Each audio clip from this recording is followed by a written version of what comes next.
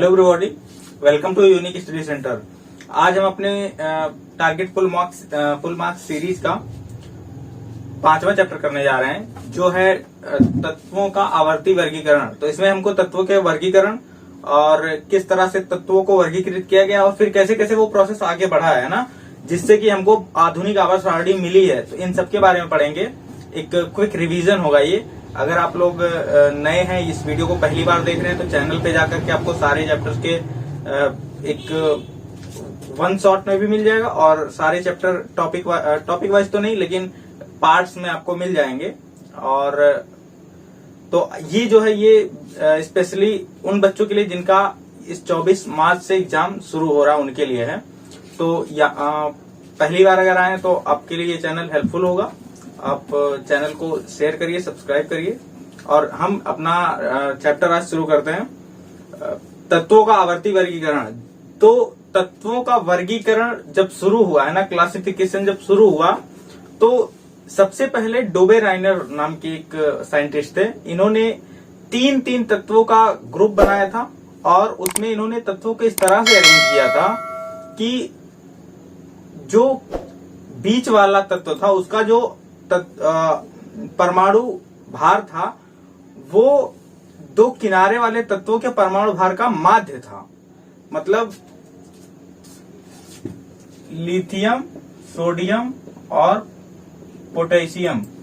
Lithium का और potassium के भारों का जो माध्य होगा वो सोडियम के बराबर होगा। ये डोबेराइनर त्रिक में हमको मिला था। तो जो हमको पढ़ना टॉपिक हमारा है डोबेराइनर ट्रेड या डोबेराइनर ट्रिक।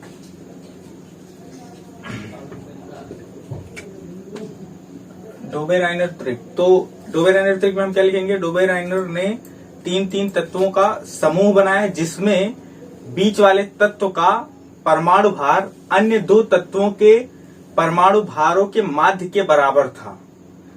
यही है डोबेराइनर का त्रिक। और 1817 है ना, 1817 में इन्होंने ये नियम बताया था। लेकिन बाद में क्या हुआ कि ये केवल 3 ही त्रिक बना पाए थे, है ना। मतलब एक तो ये बना दिया सोडियम, लिथियम, सोडियम, पोटेशियम। अब लिथियम का जो परमाणु भार होता है वो होता है, ये इसका होगा 39 और 46, 7 लगभग। तो लिथियम का 7 और पोटेशियम का 39। अब इन दोनों का जो माध्य निकालेंगे तो जो आएगा वो सोडियम के परमाणु भार के बराबर आएगा, इसका और इसका औसत। तो लिथियम और इसका औसत कितना आएगा? 39 और 7। इन दोनों को जोड़ के 2 से डिवाइड करेंगे, कितना आ जाएगा? 39 और 7 जो हो जाएगा 46 और 2, तो ये आ जाएगा 23। ये जो 23 आया, ये सोडियम का परमाणु भार आया। तो ये इसी को उन्होंने डोबेराइनर त्रिक नाम दिया। लेकिन ऐसे ऐसे उनके पास बस 3 ही ट्रेड्स या 3 ही त्रिक बन पाए। दूसरा जो हमारा त्रिक था वो एग्जाम्पल इसके लिए आपको याद रखना है और इसका परमाणु भार भी याद रखना है ना। दूसरा वाला जो था वो कैल्शियम, स्ट्रोंशियम और बेरियम। ये 3 तत्व मिले और इनका जो परमाणु भार होगा कैल्शियम का और बेरियम का, इन दोनों को जोड़ने पर इनका जो औसत निकलेगा कैल्शियम और बेरियम का, वो स्ट्रोंशियम के बराबर आएगा। तो दूसरा त्रिक ये था। तीसरा वाला जो त्रिक मिला था वो क्लोरीन, ब्रोमीन और आयोडीन का मिला था। क्लोरीन, ब्रोमीन और आयोडीन। अब इनका अगर परमाणु क्रमांक हमको याद हो तो क्लोरीन का होता है 35.5 और आयोडीन का होता है 127। तो इन दोनों का जब एवरेज निकालेंगे तो जोड़ के फिर 2 से डिवाइड करेंगे, तो जो आएगा वो ब्रोमीन का आ जाएगा। तो वो लगभग 35.5 प्लस 127, 2 से डिवाइड करने पे ये आ जाएगा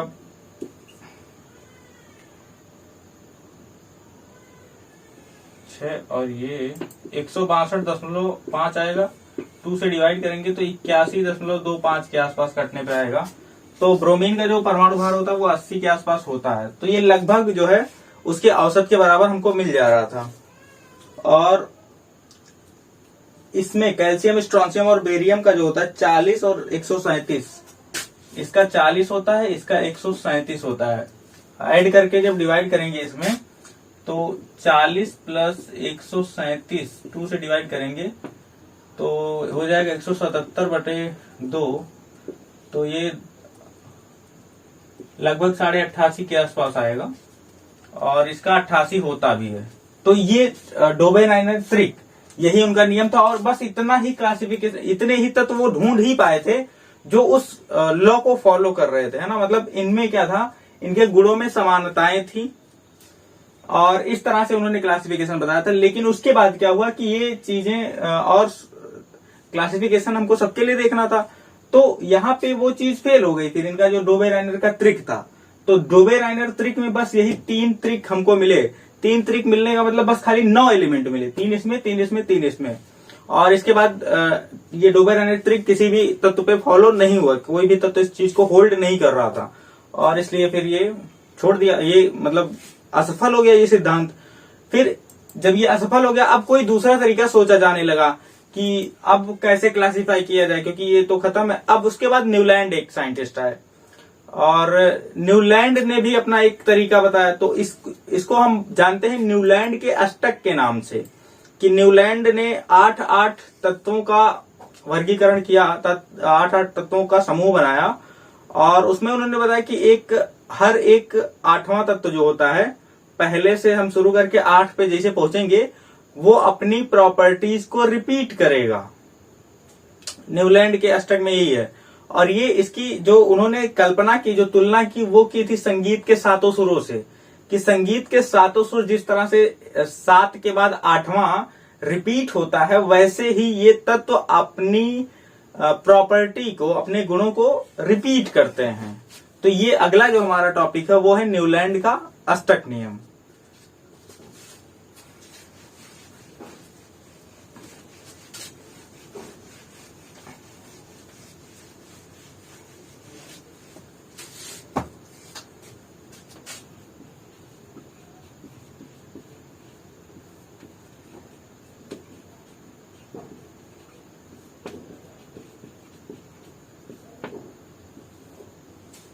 न्यूलैंड के अष्टक नियम में क्या लिखेंगे, इसकी बस एक जो टेबल बनता है, जो सीरीज बनती है एक, वो आपको याद रखनी है। और बाकी न्यूलैंड का अष्टक नियम यही है कि जिस तरह से संगीत के 7 सुरों में हर 8वां सुर पहले वाले के समान होता है, वैसे ही तत्वों को जब उनके परमाणु भारों की बात यहाँ पे अभी हम करेंगे, मॉडर्न मतलब आधुनिक के पहले जितने भी होंगे सब में परमाणु भार की ही बात करेंगे। तो न्यूलैंड का अष्टक नियम क्या है, जब तत्वों को उनके परमाणु भार के बढ़ते क्रम में रखा जाता है तो हर एक 8वां तत्व अपने गुणों की पुनरावृत्ति करता है। इस नियम को न्यूलैंड का अष्टक नियम कहते हैं। इनके लिए जो सीरीज मिली थी न्यूलैंड की, ये कुछ हाइड्रोजन फ्लोरीन इस तरह से मिला, हाइड्रोजन फ्लोरीन और ब्रोमीन आयोडीन इधर रख दिया उन्होंने, और फिर उसके बाद लिथियम और यहाँ पे सोडियम, पोटेशियम और कॉपर, रुबिडियम,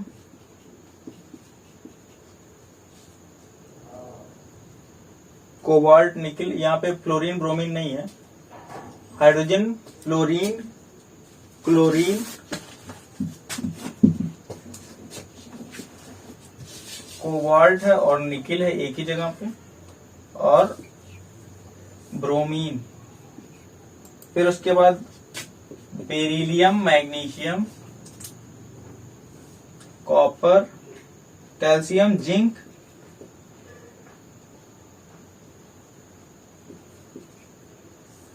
स्ट्रोंशियम, फिर बोरॉन, एल्यूमिनियम, क्रोमियम, इट्रियम,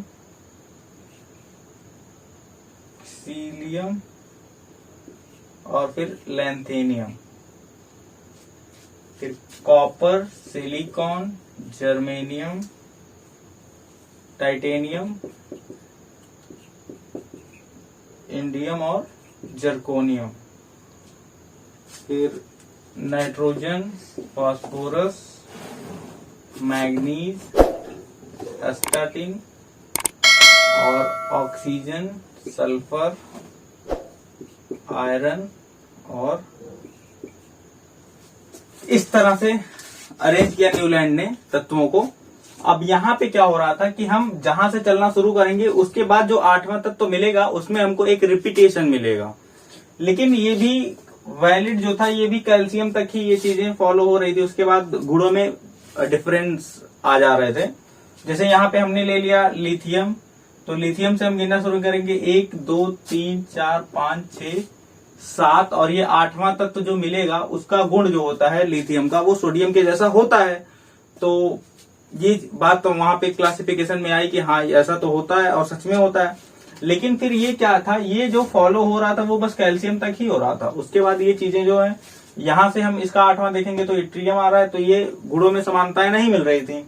यहाँ पे देखेंगे तो इसमें गुणों में समानताएं नहीं मिल रही थी। मतलब हर 8वें में कैल्शियम के पहले आराम से फॉलो हो जा रहा था, समानताएं मिल रही थी, लेकिन कैल्शियम के बाद नहीं मिल रही थी। इसलिए अब यहाँ पे न्यूलैंड का जो अष्टक था वो भी फेल हो गया। अब इसके बाद फिर और कोई दूसरा तरीका ढूंढा जाने लगा क्लासिफिकेशन का, तो यही है न्यूलैंड का अष्टक नियम।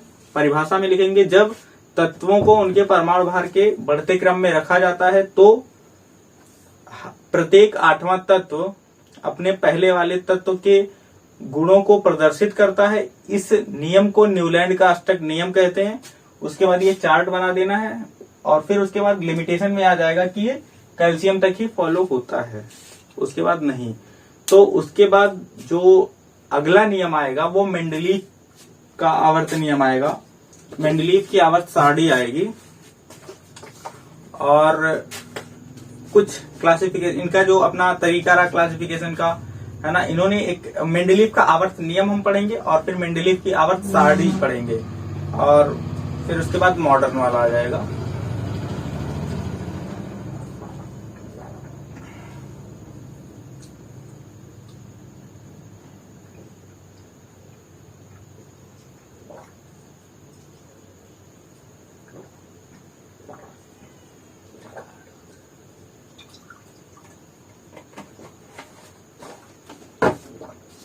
अगला है मेंडलीव का आवर्त नियम।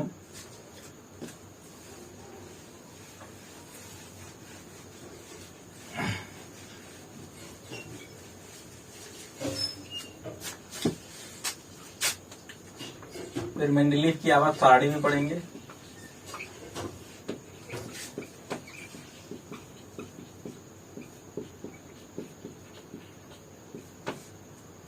और मेंडलीव की आवर्त सारणी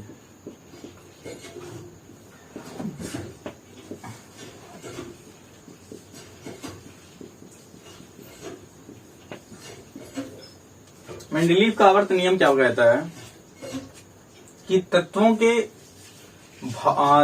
के गुण उनके परमाणु भार के आवर्ती फलन होते हैं ना। तत्वों के भौतिक और रासायनिक गुण उनके परमाणु भारों के आवर्ती फलन होते हैं। इसका मतलब परमाणु भार बढ़ने के साथ जब हम रखेंगे तत्वों को तो एक निश्चित गैप के बाद, एक निश्चित इंटरवल के बाद वो क्या करेंगे, अपने गुणों को रिपीट करेंगे। अष्टक नियम में क्या था कि वो 8वें का बता दिया था उन्होंने, लेकिन यहाँ पे क्या बताया गया, एक निश्चित इंटरवल के बाद है ना, एक निश्चित अंतराल के बाद अपने गुणों को वो रिपीट करते हैं। इसी को बोलते हैं मेंडलीव का आवर्त नियम, है ना। तो बस इतना ही है मेंडलीव का आवर्त नियम कि तत्वों के भौतिक और रासायनिक गुण उनके परमाणु भारों के आवर्ती फलन होते हैं। यह है मेंडलीव का आवर्त नियम। मेंडलीव की आवर्त सारणी क्या थी, तो मेंडलीव की आवर्त सारणी एक अरेंजमेंट इन्होंने बनाया था। उस टाइम जितने भी नोन एलिमेंट थे लगभग 64 या इसी के आसपास, 64-65 के आसपास, तो या 63 थे शायद, जो भी रहे हों। तो उस टाइम इन्होंने अरेंज कर दिया और बीच बीच में कुछ खाली जगहें भी छोड़ दी। तो मेंडलीफ की आवर्त सारणी इस तरह से बनी। और अब मेंडलीफ की आवर्त सारणी के गुण और मेंडलीफ की आवर्त सारणी के दोष क्या क्या रहे थे। तो मेंडलीफ की आवर्त सारणी के गुण ये रहे कि ये आधार बना आधुनिक जो वर्गीकरण है तत्वों का, उसके लिए एक फायदा ये रहा। और मेंडलीफ की आवर्त सारणी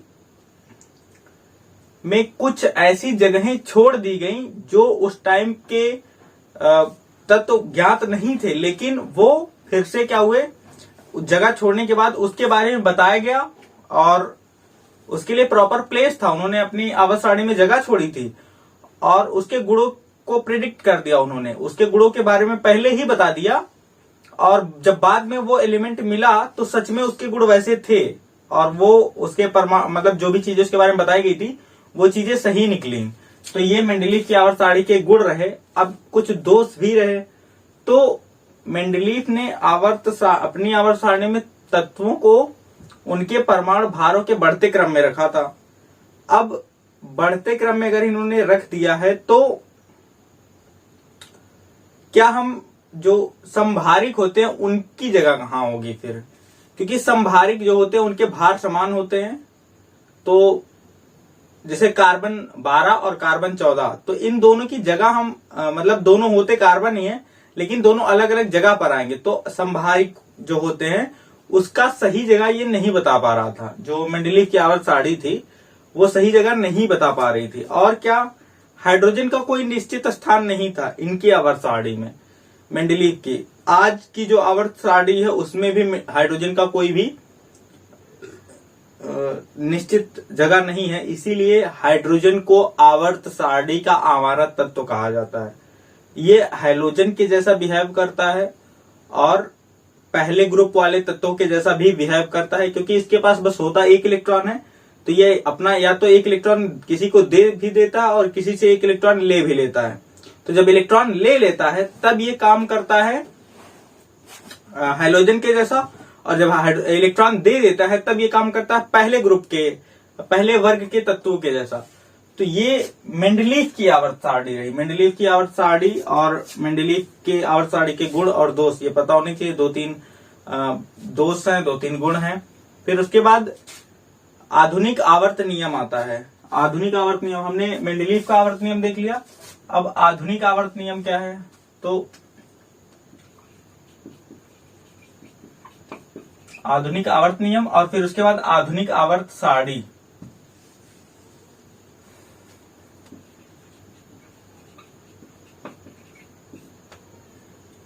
आधुनिक आवर्त नियम, जैसे मेंडलीफ का आवर्त नियम यह है कि तत्वों के भौतिक और रासायनिक गुण उनके परमाणु क्रमांकों के आवर्ती फलन होते हैं, वैसे आधुनिक आवर्त नियम है तत्वों के भौतिक और रासायनिक गुण उनके परमाणु क्रमांकों के आवर्ती फलन होते हैं। मेंडलीफ में था, मेंडलीफ की आवर्त सारणी में तत्वों के भौतिक और रासायनिक गुण के परमाणु भारों के आवर्ती फलन होते हैं, लेकिन इसमें परमाणु क्रमांकों के आवर्ती फलन होते हैं। बस इतना ही डिफरेंस है। और फिर उसके बाद आता है आधुनिक आवर्त सारणी। तो आधुनिक आवर्त सारणी मॉडर्न पीरियडिक टेबल, जो एक बड़ा सा चार्ट आता है ना एनसीईआरटी में, या फिर मतलब जो आप पीरियडिक टेबल जो पढ़ते हैं ना आधुनिक आवर्त सारणी लॉन्ग फॉर्म वाला, तो वो उस तरह से क्लासिफाई किया गया। और इसका जो ज्यादा श्रेय जाता है वो हेनरी मोजले को जाता है। परमाणु क्रमांक की खोज के बाद ये आधुनिक आवर्त सारणी बनाई गई। और पर आधुनिक आवर्त सारणी में भी कुछ ट्रेंड्स होते हैं, है ना, और उसमें कैसे कैसे परिवर्तन आते हैं, कैसे कैसे विचलन आते हैं, वो हम अब देखेंगे कि क्या क्या होता है।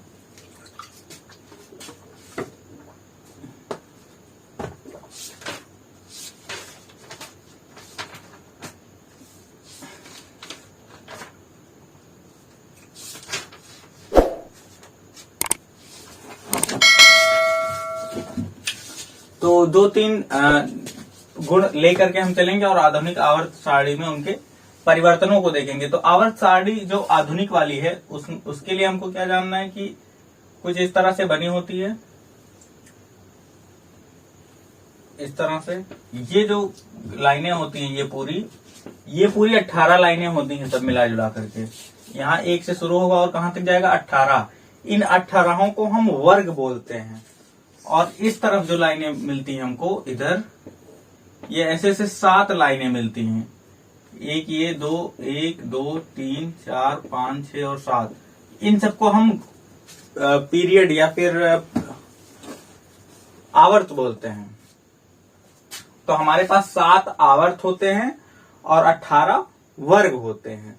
तो वर्ग और आवर्त, और फिर इसमें कुछ ट्रेंड्स है ना, जो गुण बदलते हैं। अब ग्रुप में क्या होगा, हम ऊपर से नीचे जाएंगे तो तत्वों के गुण को उनके बदलते रहेंगे ऊपर से नीचे जाने पर, और बाएं से दाएं, मतलब किसी भी एक आवर्त में बाएं से दाएं जाने पर भी गुण उसके बदलते रहते हैं। और वो किस तरह से क्या क्या होता है वो चेंजेस देखते हैं। तो सबसे पहले हम लेकर के चलते हैं परमाणु त्रिज्या। परमाणु त्रिज्या कैसे बदलती है, जब हम किसी ग्रुप में ऊपर से नीचे जाते हैं या फिर जब किसी पीरियड में बाएं से दाएं जाते हैं, तो किस तरह से वो बदल रहा होता है। उसके लिए परमाणु त्रिज्या या फिर परमाणु का आकार है ना, एटॉमिक साइज। तो क्या क्या मिलेगा हमको उसमें, जब ऊपर से नीचे जाएंगे, पहले इसमें देख लेते हैं, पहले इस पीरियड में देख लेते हैं कि 1 से लेकर मतलब इधर से इधर जाएंगे, बाएं से दाएं जाएंगे तो किस तरह से वो बदलेगा। तो उसके लिए अगर हम परमाणु इलेक्ट्रॉनिक कॉन्फ़िगरेशन देखते हैं तत्वों का, तो जैसे यहाँ पे लिथियम, फिर सोडियम और बेरिलियम, मैग्नीशियम और बोरान, और फिर कार्बन, इस तरह से हैं सारे एलिमेंट। तो सोडियम और मैग्नीशियम और इधर एल्यूमिनियम, सोडियम, मैग्नीशियम और एल्यूमिनियम, ये पहले ग्रुप का है, ये दूसरे ग्रुप का और ये तीसरे ग्रुप का है। तो इसका जो हम परमाणु इलेक्ट्रॉनिक कॉन्फ़िगरेशन इसका होता है 10, इसका 12, 11, इसका 12 और इसका 13 परमाणु क्रमांक होता है। परमाणु क्रमांक के जब हमको पता रहेगा तो इलेक्ट्रॉनिक विन्यास देखेंगे, इसका होगा 2 8 1, 2 8 2, 2 8 3, ये परमाणु क्रमांक इलेक्ट्रॉनिक कॉन्फ़िगरेशन होता है इसका। अब इसके पास 11 इलेक्ट्रॉन, इसके पास 12 इलेक्ट्रॉन, इसके पास 13 इलेक्ट्रॉन, और प्रोटॉन की संख्या जो होगी नाभिक के अंदर वो भी क्या होगी, बढ़ती जाएगी। तो जो सोडियम का परमाणु होगा उसके आउटर मोस्ट सेल में जो इलेक्ट्रॉन होंगे, और फिर यहाँ पे एल्यूमिनियम में आउटर मोस्ट सेल में जो इलेक्ट्रॉन होंगे, और क्योंकि नाभिकीय चार्ज भी इसका ज्यादा होगा तो वो कॉन्ट्रैक्ट करेगा ज्यादातर। तो कॉन्ट्रैक्शन की वजह से क्या होगा, परमाणु का जो साइज होगा वो कम हो जाएगा। इसीलिए किसी भी आवर्त में बाएं से दाएं जाने पर तत्वों की परमाणु त्रिज्याएं घटती हैं। किसी भी आवर्त में बाएं से दाएं जाने पर परमाणु त्रिज्या घटती है ना। तो हम अभी आवर्त की ही बात करेंगे। आवर्त में कैसे कैसे चेंजेस आते हैं, तो पहली परमाणु त्रिज्या, बाएं से दाएं जाने पर क्या होगी, लेफ्ट टू राइट जब हम जा रहे होंगे तो ये घट रही होगी परमाणु त्रिज्या। और अभी सारे गुण आवर्त का ही देख लेते हैं। अगला जो गुण हम पढ़ेंगे वो विद्युत ऋणात्मकता। तो विद्युत ऋणात्मकता भी बढ़ती है किसी भी आवर्त में बाएं से दाएं जाने पर विद्युत ऋणात्मकता बढ़ती है। फिर उसके बाद आयनन विभव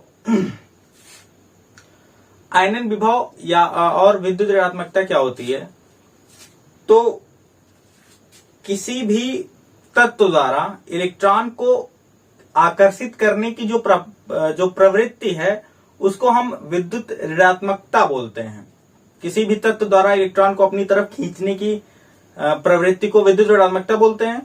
आयनन विभव क्या होता है, किसी भी तत्व से इलेक्ट्रॉन को रिमूव करने में जो एनर्जी लगती है, मतलब किसी भी तत्व से इलेक्ट्रॉन को निकालने में जो ऊर्जा की आवश्यकता होगी उसको बोलेंगे हम आयनन विभव या आयनाइजेशन पोटेंशियल। तो जब हम बाएं से दाएं जा रहे हैं तो विद्युत ऋणात्मकता क्या हो रही है, बढ़ रही है। विद्युत ऋणात्मकता बढ़ रही होगी तो जो बल लग रहा होगा इलेक्ट्रॉन पे नाभिक के द्वारा या फिर वो ज्यादा होगा और निकालने के लिए ऊर्जा भी ज्यादा लगेगी, तो आयनन विभव भी ज्यादा रहेगा। तो बाएं से दाएं जाने पर आयनन विभव भी बढ़ता है और विद्युत ऋणात्मकता भी बढ़ती है। तो ये आवर्त की बात होगी। परमाणु त्रिज्या घटती है, आयनन विभव और विद्युत ऋणात्मकता बढ़ती है आवर्त में बाएं से दाएं जाने पर। अब वर्ग की बात करते हैं। तो जब वर्ग में क्या होगा, जब हम ऊपर से नीचे जाएंगे तो इलेक्ट्रॉन की संख्या तो बढ़ती है क्योंकि परमाणु क्रमांक बढ़ता है, लेकिन नंबर ऑफ सेल भी बढ़ जाते हैं। मतलब कक्षक जो होते हैं ना, कोषों की संख्या बढ़ती है और कोषों की संख्या बढ़ने की वजह से ही परमाणु का जो साइज होता है वो बढ़ जाता है। तो किसी भी वर्ग में ऊपर से नीचे जाने पर तत्वों की परमाणु त्रिज्या या तत्वों का आकार, परमाणुओं का आकार क्या होता है, बढ़ता है। विद्युत ऋणात्मकता की बात करेंगे तो वो घटती है। किसी भी वर्ग में ऊपर से नीचे जाने पर तत्वों की विद्युत ऋणात्मकता घटती है। आयनन विभव की बात करेंगे तो आयनन विभव भी घटता है क्योंकि इलेक्ट्रॉन निकालने की जो ऊर्जा लगती है इलेक्ट्रॉन निकालने के लिए वो कम लगने लगती है और इसलिए ये कम होता जाता है। धात्विक गुण की बात करेंगे आवर्त में पहले, तो आवर्त में बाएं से दाएं जाने पर तत्वों का धात्विक गुण घटता है क्योंकि इधर जो भी मिलते हैं वो धातु होते हैं, इधर जो भी मिलते हैं वो अधातु होते हैं। तो धात्विक गुण धीरे धीरे घट रहा होगा तभी यहां धातु मिला, इसीलिए बाएं से दाएं जाने पर धात्विक गुण घटता है, ऊपर से नीचे जाने पर बढ़ता है। धात्विक गुण किसी भी ग्रुप में ऊपर से नीचे जाने पर धात्विक गुण बढ़ता है। ये ट्रेंड्स रहा मॉडर्न पीरियोडिक टेबल में। इससे एक क्वेश्चन और आता है, अब इलेक्ट्रॉनिक विन्यास जो होता है किसी भी तत्व का, वो उस तत्व की पोजीशन को पीरियोडिक टेबल में बताता है। आवर्त सारणी में किसी भी इलेक्ट्रॉनिक विन्यास आवर्त सारणी में किसी भी तत्व की स्थिति को बताता है। एग्जाम्पल हम लेते हैं सोडियम का। सोडियम का इलेक्ट्रॉनिक विन्यास निकालेंगे तो क्या आएगा, 281 आएगा। इस जो लास्ट वाला इलेक्ट्रॉन होता है वो क्या बताता है, वो उसका ग्रुप बताता है, वर्ग बताता है। तो ये वर्ग की संख्या को बताएगा और ये जितने होंगे 3 गिनती लिखी है तो ये तीसरा ग्रुप होगा, तीसरा पीरियड होगा। तो जितनी गिनतियां आ जाए, अभी फिलहाल तो हम बात करेंगे कैल्शियम या 20 या 30 तक ही, तो उसके लिए क्या होना चाहिए कि जितने ये क्या बताएंगे, ये नंबर ऑफ सेल बताएंगे, है ना, कितने उसमें कोष हैं, और लास्ट वाला जो होगा वो उसका ग्रुप बताएगा। लेकिन 2 तक तो हम बता देंगे, पहला ग्रुप दूसरा ग्रुप। जैसे ही 2 से ज्यादा होगा तो उसमें हमको 10 ऐड करना पड़ेगा। तो जैसे यहाँ पे 3 आया, इसका मतलब ये 13वां ग्रुप हो जाएगा। 4 आएगा तो 14 ग्रुप हो जाएगा, 5 आएगा 15 ग्रुप हो जाएगा। तो ये चीजें याद रखनी, किसी भी तत्व का। मैग्नीशियम का हमको बताना है तो ग्रुप कौन सा होगा, 2 लास्ट में आया तो ग्रुप होगा दूसरा, और जो नंबर ऑफ सेल होंगे इसमें कितने होंगे, 3, या पीरियड जो होगा तो तीसरा आवर्त और दूसरा ग्रुप। तो तीसरा आवर्त का मतलब इधर से जाएंगे, ये 1 2 3 तीसरा आवर्त और दूसरा ग्रुप, ये मैग्नीशियम यहाँ पे मिलेगा हमको। तो इस तरह से हम एल्यूमिनियम 283, इसका मतलब 3 ये 1 2 3, तो तीसरा आवर्त और 13वां ग्रुप। तो 13वां ग्रुप मिलता है यहाँ पे और तीसरा आवर्त मिलता है यहाँ पे, तो यहाँ पे एल्यूमिनियम मिलेगा। इस तरह से तत्वों की पोजीशन को हम बताते हैं कि उसकी आवर्त की संख्या और उसके वर्गों की संख्या हमको बतानी होती है। तो ये एग्जांपल रहा, इस तरह का भी क्वेश्चन आता है। और दो कोर्स, अब इसमें कुछ क्वेश्चंस हैं प्रीवियस ईयर के। और आवर्त तथा वर्ग क्या है, इनमें परमाणु त्रिज्या का परिवर्तन किस प्रकार होता है समझाइए। ये क्वेश्चन मॉडल पेपर का है। और त्रिज्याओं के घटते बढ़ने का क्रम भी, ऑक्साइड्स में परिवर्तन पूछा जाता है। हाँ, एक क्वेश्चन ये भी है कि जो तत्व है, तत्वों के ऑक्साइड का प्रकृति क्या होती जाती है, अम्लीयता। तो इधर जो होते हैं वो होते हैं मेटल्स, इधर के मतलब धातु होते हैं, और इधर के नॉन मेटल होते हैं। जो धात्विक ऑक्साइड होते हैं उनकी प्रकृति क्षारीय होती है, और जो अधात्विक ऑक्साइड होते हैं उनकी प्रकृति अम्लीय होती है। तो जब भी हम पीरियोडिक टेबल में बाएं से दाएं जाते हैं तो तत्वों के ऑक्साइड जो होते हैं वो क्षारीय से अम्लीय होते जाते हैं, मतलब उनकी अम्लीयता बढ़ती जाती है और जो क्षारकता होती है वो घटती जाती है। तो ये ऑक्साइडों की प्रकृति हो गई। और इन्हीं सबके ऊपर जो भी क्वेश्चंस आपको मिलेंगे इसमें अनसॉल्व के या फिर किसी क्वेश्चन बैंक के जो भी प्रीवियस ईयर के क्वेश्चन आए होंगे वो इतने से आपके सारे क्लियर हो जाएंगे, और सारे क्वेश्चंस के आई होप इसमें जवाब आपको मिल जाएंगे, क्योंकि जो भी क्वेश्चंस दिख रहे हैं वो ही जो चीजें अभी यहाँ पे एक्सप्लेन की गई हैं वहीं से सारे क्वेश्चन हैं, तो दोबारा फिर उसको बताने कोई मतलब नहीं है। और एक क्लोरीन का स्थान और इलेक्ट्रॉनिक विन्यास पूछा है। क्लोरीन का एक एग्जांपल हम देख लेते हैं, बाकी जो क्वेश्चन है सब वही जो बताए गए वही है। तो क्लोरीन का जो परमाणु क्रमांक होता है वो 17 होता है। इलेक्ट्रॉनिक विन्यास लिखेंगे तो 2, 8 और 7 आएगा। इसका मतलब इसका जो वर्ग और आवर्त और वर्ग की संख्या होगी वो तीसरा आवर्त होगा, क्योंकि 3 इलेक्ट्रॉनिक, ये 1, 2, 3 तीसरा आवर्त होगा, और जो समूह होगा वो 17वां होगा। इसका मतलब यहाँ पे कहीं पे हमको यहाँ पे क्लोरीन हमको मिलेगा। तो इस तरह से पोजीशन फाइंड की जाती है, बस आपको इलेक्ट्रॉनिक विन्यास निकालना आना चाहिए। और यहीं पे ये चैप्टर खत्म होता है। क्वेश्चंस के इस चैप्टर के क्वेश्चंस भी लगभग जो आते हैं वो भी लगभग एक्सप्लेन हो चुके हैं। तो थैंक यू।